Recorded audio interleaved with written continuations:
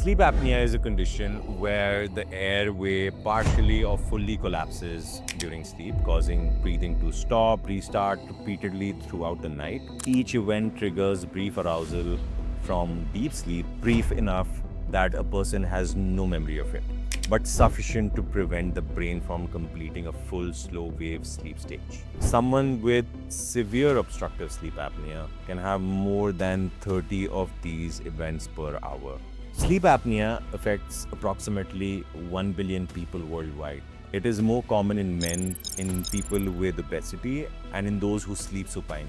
But it occurs in lean individuals and in women as well. Those groups are significantly more likely to go undiagnosed.